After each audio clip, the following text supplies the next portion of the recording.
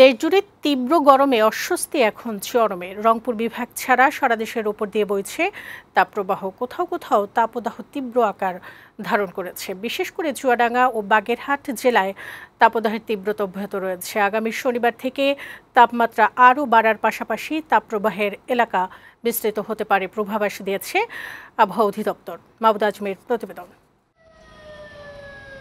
কয়েকদিন ধরেই সারা দেশে চলছে মৃদু থেকে মাঝারি ধরনের তাপপ্রবাহ। দেশের কয়েকটি জেলায় সর্বোচ্চ তাপমাত্রা 40 ডিগ্রি সেলসিয়াস ছাড়িয়েছে।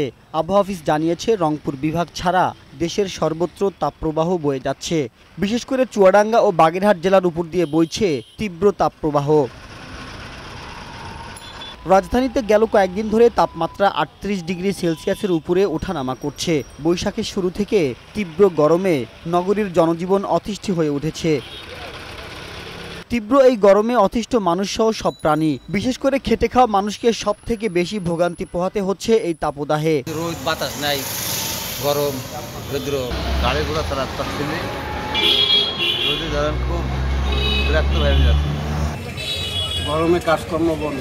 আপাতত গরম কমার কোনো সম্ভাবনা নেই বলে জানিয়েছে আবহাওয়া অফিস।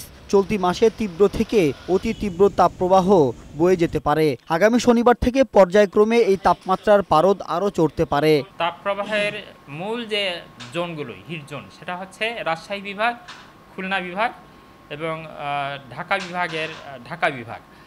সুতরাং যদি তীব্র তাপপ্রবাহ হয় তাহলে বিশেষ করে রাজশাহী এবং খুলনা বিভাগের কিছু কিছু জায়গাতেই তীব্র তাপপ্রবাহ হওয়ার সম্ভাবনাটাই বেশি। আবহাওয়া অধিদপ্তর জানিয়েছে, দেশের যে সমস্ত জায়গায় এখন তাপপ্রবাহ বইছে তারও বেশি এলাকায় তা ছড়িয়ে পড়ার আশঙ্কা রয়েছে।